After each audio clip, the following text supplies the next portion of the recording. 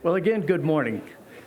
My name is Dan Ross. I'm President and CEO of Arts United, and it is my pleasure to welcome you all here today. Mayor Tucker, Commissioner Brown, Councilman Paddock, other elected officials, and distinguished guests, we greatly appreciate you joining us here today for this milestone event in our journey to expand and modernize the Arts United Center to serve all people of our community for the next generations. This project has required the dedicated work of many individuals over the past 9 years. Arts United board members, committee members, staff leaders, both past and present, elected officials, economic development leaders, community partners, the talented teams from Hagerman Construction, MKM Architecture, DLR Group, Theater Planning and Design, and all of our great subcontractors, and of course, our very generous funders. All of these individuals working together have brought us to the point of breaking ground on this transformative project to provide greater access to arts and cultural experiences for the people of our community. You will hear today from several leaders who have helped make this project possible. I am grateful for all of them, including the exceptional leadership of Arts United Board Chair John Rogers and our A Soaring Vision campaign chair, Dave Heist. Dave will speak to our fundraising efforts in a few minutes, but I want to take just a minute to thank the many private donors and public sector leaders who have created the public-private partnership needed for this significant undertaking. Thank you to all of you.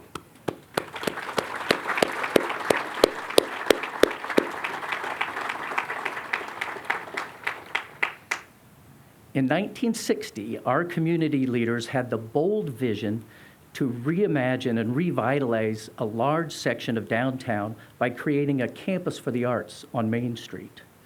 Today, Arts United is embarking on a bold project to modernize and expand the iconic Arts United Center, the flagship of the Arts Campus.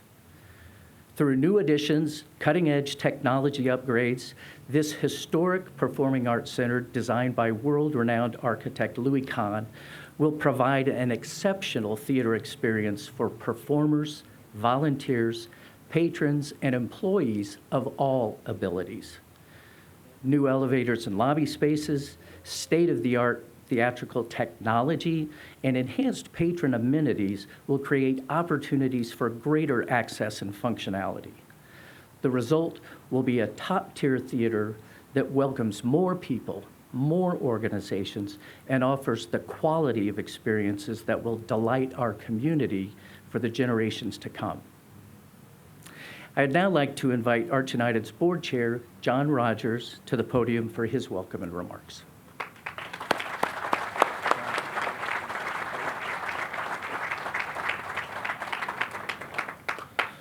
Good morning. I just made sure my phone is turned off so the kids won't be checking in while I'm trying to do this. It's my pleasure to welcome you all, the donors, the community members, the elected officials.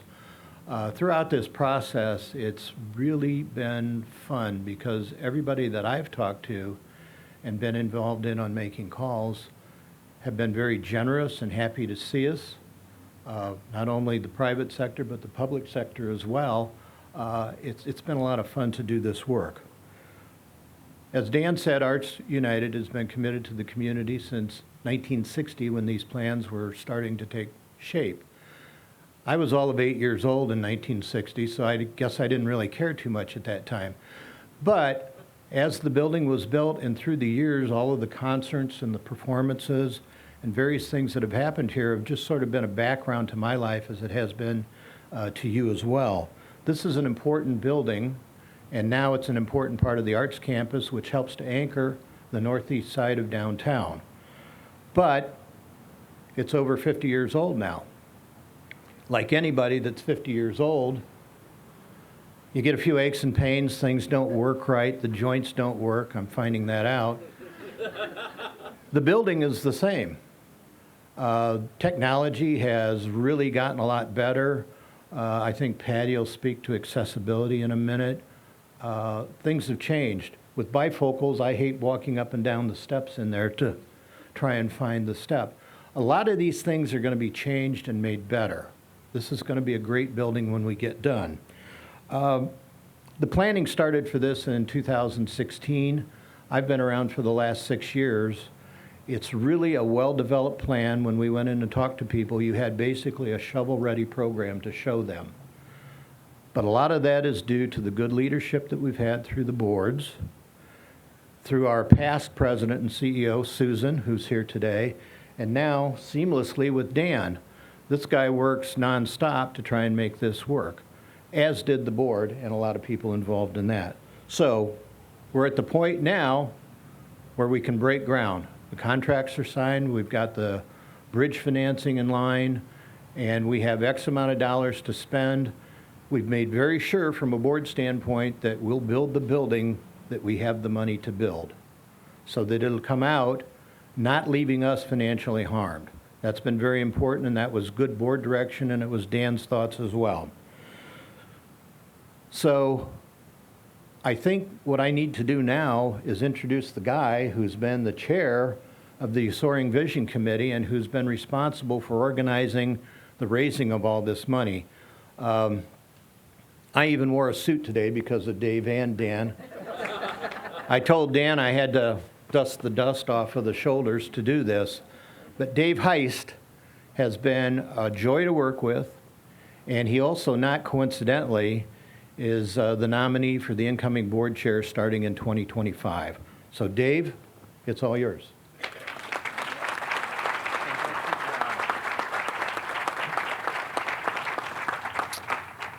Good morning. Good morning, Dave. Thank you all for being here today. This is indeed a day to remember. I was a little concerned when John started talking about age because I've got him by a couple of years. I don't know what he's talking about with the aches and pains. I'm not sure what that's about. As John mentioned, I've had the privilege to serve as the campaign chair for the Arch United Soaring Vision Campaign Committee, working alongside with Dan Ross and his team to secure the funding of the project. Our thanks go to John Rogers. John's been our board chair through much of this process. He's been involved in every aspect of this project. We could not have had a better leader for our board and for Arch United during this time.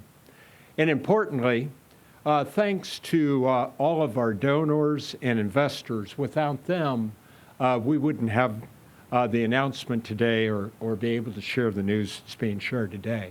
I'll list off a few of those folks: the mayor and the city of Fort Wayne, the City Council of Fort Wayne, the Allen County Commissioners, the Allen County Council, the Allen County Capital Improvement Board, the Northeast Indiana Regional Development Authority, our Campaign Vision Advisory Cabinet, consisting of Chuck Surak, Mike Packnett, Mark Hagerman, and Jim Marcaselli. This stellar group of leaders, along with our board and campaign committee, are to be recognized as really having done just amazing work over the last several years. Their names are on the placards behind us, but let's all share our appreciation for their leadership and engagement.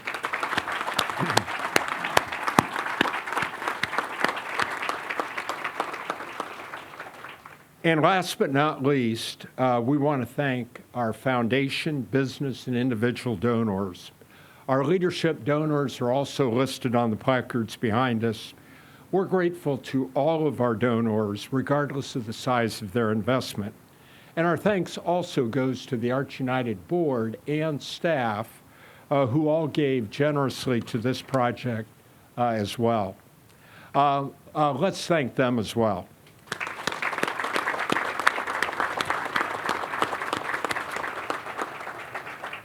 This is truly a public-private partnership, one that I think we can all be enormously proud of.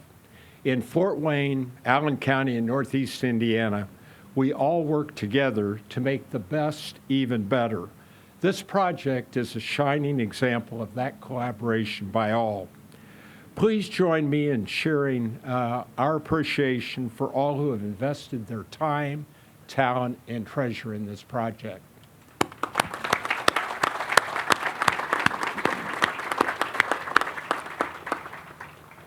Now, I want to share just a bit about the magnitude of the project. With counsel from Hagerman Construction, MKM Architecture and Design, and many other consultants, advisors, and also with the leadership of Dan Ross, Miriam Morgan, Pat Roller, and the rest of the fantastic Arch United team. We now have a complete project totaling $42 million, including the west and the east wings and everything in between. Thank you, Dan, Miriam, Pat, and the full Arch United team for all of your hard work. And I want us all now to show our appreciation to them as well.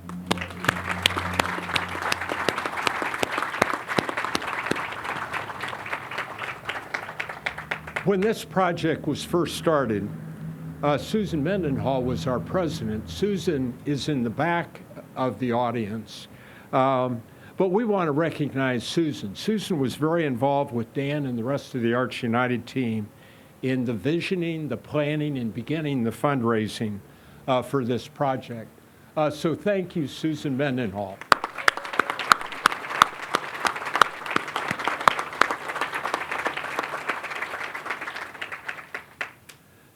Due to the needs of all of the organizations that utilize this facility, we must begin construction now in order to be able to reopen the center by the fall of 2025. This does require our organizations to find other venues for one season, but thankfully not more. We have received gifts or firm commitments from public and private sources and from new market and historic tax credits totaling $39 million.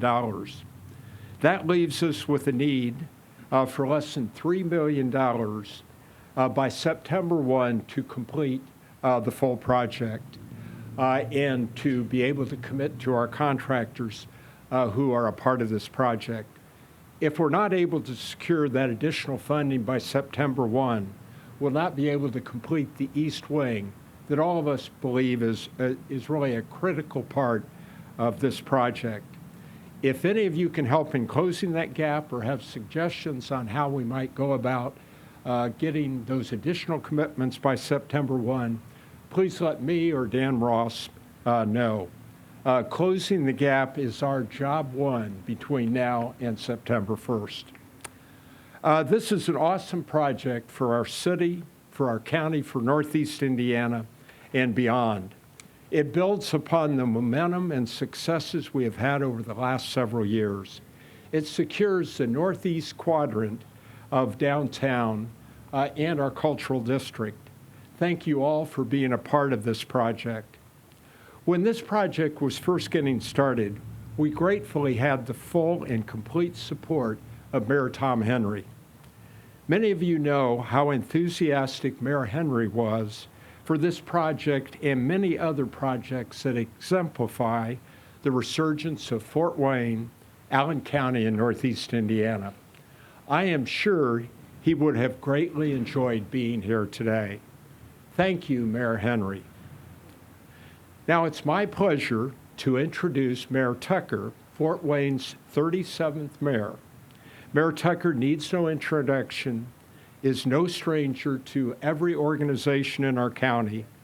She has served Northeast Indiana as a leader and a volunteer in far too many organizations to name, and has served in elected office both on our city and county councils. We know how busy her schedule is, and we're delighted she was able to join us here today. Please join me in welcoming Mayor Tucker. Thank you very much.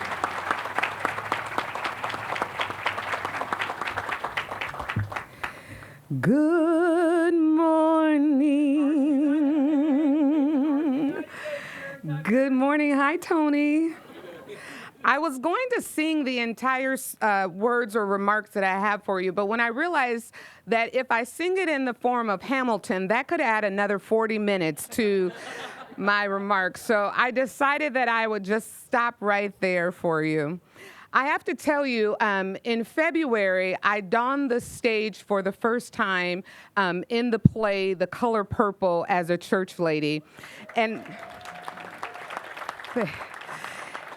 it was probably the most fun that I've had in my life. It was a bucket list dream, and I found out just how bad we need to modernize our building. And so from that moment forward, I think I even said to Dan, we need to make sure that this project gets across the line. Everyone knows we've done many studies, we've seen many reports that the arts absolutely changes a city. It welcomes in all demographics, all cultures, all people. And Fort Wayne has many opportunities for arts, whether it is music, whether it is singing, dancing, or acting. We are a great place. And a modernized Arts United campus invites other communities into our community to be able to help tell our successful story.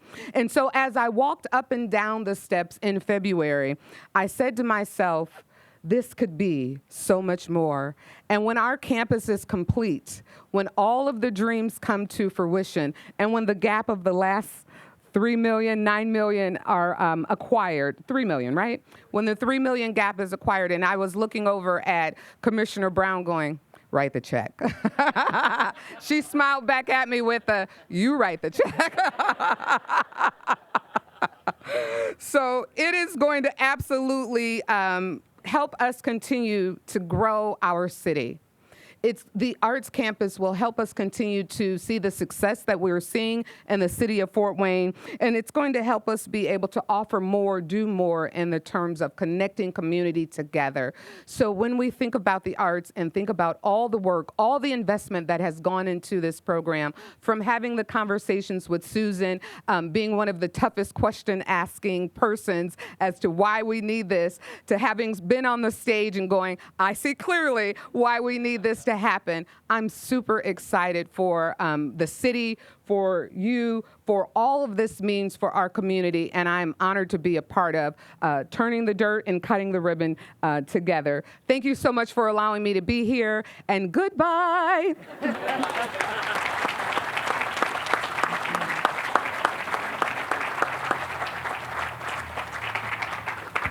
Now I have to lift this up. It's okay. It's okay. And Sharon, we'll talk about that $3 million gap. But, you know, as I've always said in a lot of meetings, I'm but one. So, good morning. I'm Therese Brown, Allen County Commissioner. Hi, Tony. You're everywhere. You know that? You're everywhere. Good for you. The Allen County Board of Commissioners, including not only myself, Therese Brown, but Nelson Peters and Rich Beck, were pleased to be able to take the opportunity to consider the opportunity, quite frankly, to contribute to this project. I want to commend, and I believe all of us want to commend the entire staff, the leadership, and the board of Arts United in the manner that they went about producing the documentation, the information, the presentation to all of government, because that can be a hard nut to crack to try to get donations and money, bluntly, from us. Because there's so many needs that are out there. There's a lot of organizations that are in need, and ARPA being one of those areas where we've been able to do a lot of good work within this community. All of the donors, thank you for closing the gap on this. We truly, as a county, appreciate the arts, all it brings, the togetherness that it creates, and the continuity that it creates in the downtown area, especially even for outside of the Allen County jurisdiction, or Fort Wayne and Allen County jurisdiction, that it creates a momentum for an opportunity for people to enjoy the arts, to be able to participate in the arts, and to continue those things that we know are beneficial to all of us, heart and soul. So thank you, and it's a pleasure, and we'll continue to talk, Sharon.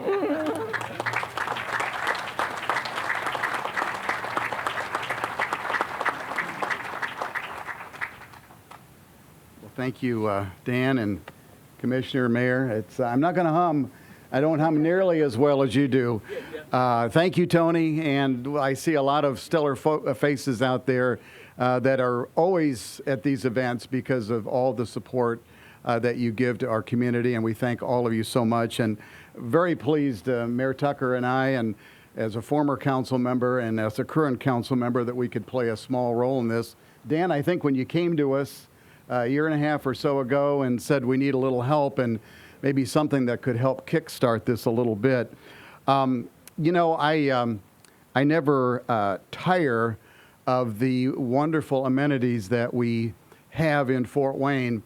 And of course, this has been such a leader that has helped identify Fort Wayne as a really big city, one of the largest now growing cities and the fastest growing city in the Midwest, I believe, and one of the fastest growing cities in the area and then certainly in our state, a lot because of what we've done with the arts community and, of course, this wonderful facility. You know, John, I'm not too far behind you, so I remember back in the 70s when this opened and what a beautiful building it was and how long it served so many causes and so many people, but of course, the fact that it would need to be updated, obviously, yes.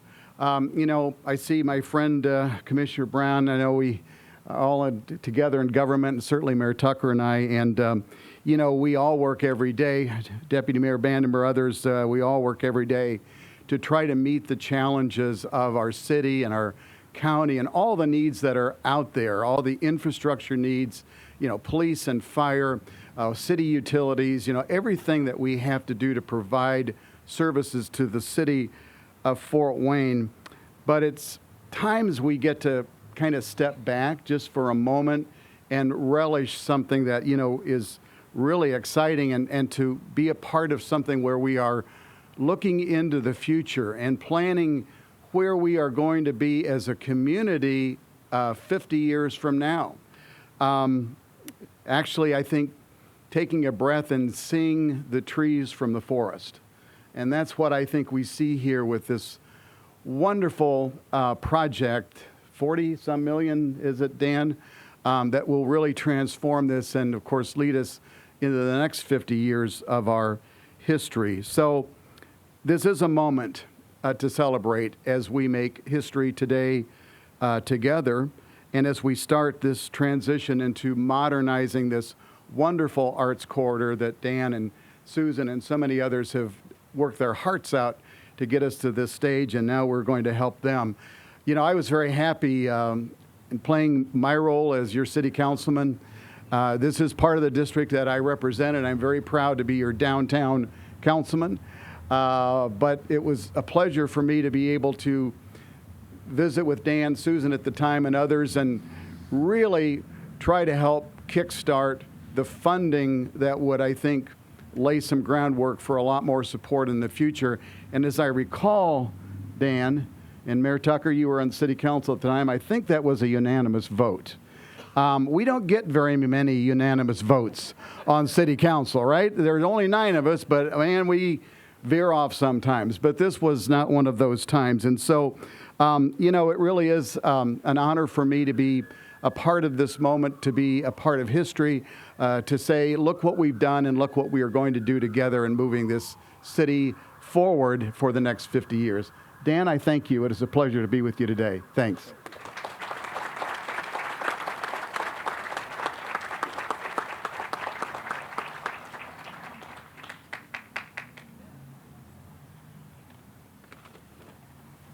Good morning. Good morning.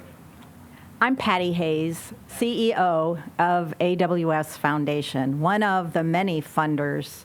And I get to maybe represent all those private donors, but we have a little added element, I think, which is why Dan asked me to speak. We are standing next to the only theater and Midwest building that was designed by the famous architect Louis Kahn. We've already said that. But Louis Kahn was an Estonian immigrant who was so poor that his first art tool was a burned stick that he used as a pencil. Miriam's nodding. I did my homework, Miriam. You tell me if I am saying something wrong. As a child, he had a sense of disability. He, in trying to get access to those burned art tools, he carried in his apron hot coals that the apron caught fire and disfigured him and burned him. That he built a building that is so horribly inaccessible will go without comment. That same man went on decades later to design what was called one of the greatest architectural monuments of the 20th century. It wasn't our building, was the Capitol complex in Bangladesh. But it was as that country was finding its new democratic government. How appropriate that that same architect designed Franklin Delano Roosevelt's Four Freedoms Park in New York City, the only president who used a wheelchair, as much as he tried to hide it. How appropriate that we now get that chance to say, how do we tear down some of those barriers in this building? I love standing behind all of our cameras on, it says fully accessible. It was the first word that was used in describing Soaring Vision. Thank you for doing that. As Mayor Tucker,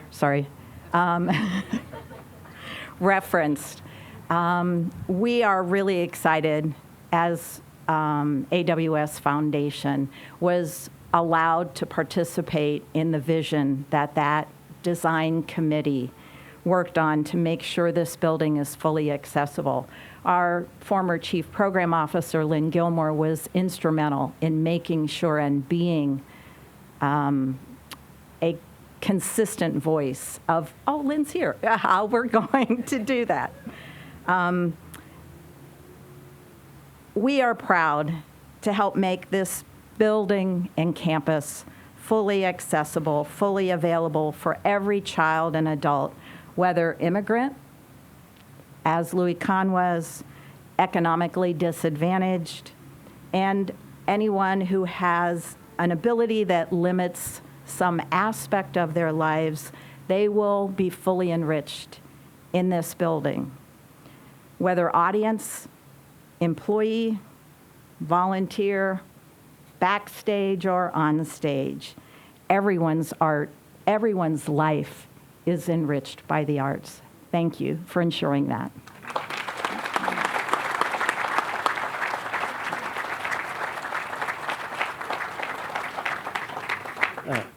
Patty, thank you for those comments, and thank you to all of our speakers. I just appreciate the passion that each of you share for this project. You know, this is a project that truly is a community project, and we have been so grateful for the support throughout the community, and it's evidenced by all the people that we see today. It's great to see so many friends here today, but as was mentioned, the combination of public sector and private sector support has been fantastic for this project.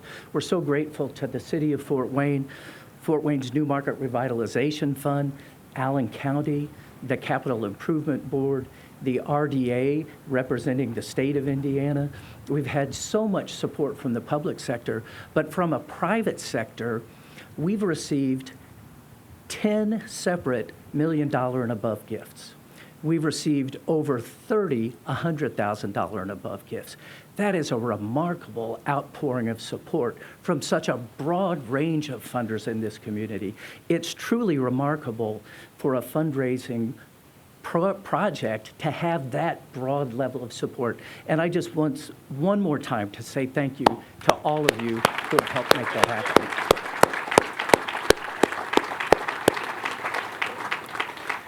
I also want to say just a couple of more quick thank yous. Again, to our board of directors, just a fantastic group of leaders who have been so committed to this project. And again, going back for 9 years, starting with the leadership of Madeleine Elston and Susan Mendenhall as we began the master planning for this project, including our A Soaring Vision committee led by Dave Heiss, but including people like John Bomberger and John Stafford and Nancy Stewart, and they're all listed on the board here, but just fantastic community leaders who have helped raise the funding.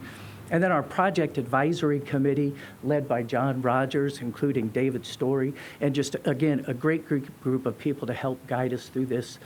Our advisory council of community leaders has been fantastic in helping to bring together the public sector and the private sector to support this. So just the amount of support that we've had from the leadership has been tremendous.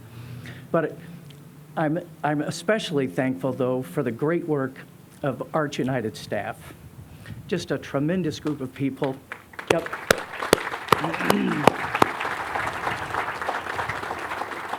Our operations team, led by Miriam Morgan, has been incredible in doing the planning for this project. Our community development team, led by Heather Clausen, an amazing group of people. Pat Roller, our CFO, and her team have been amazing in supporting this project and the work of Arch United. I couldn't be more honored to serve along with this great team of leaders. Thank you.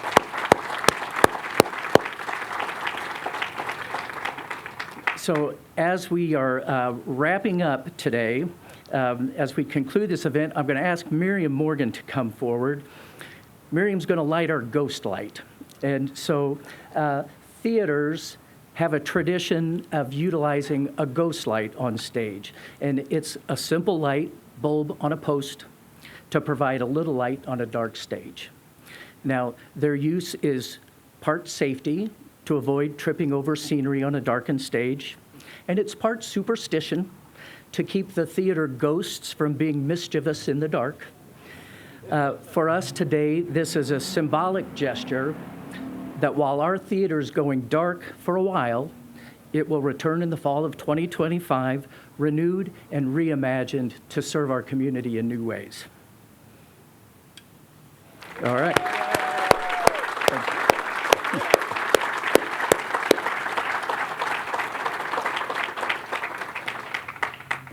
Thank you again for joining us this morning.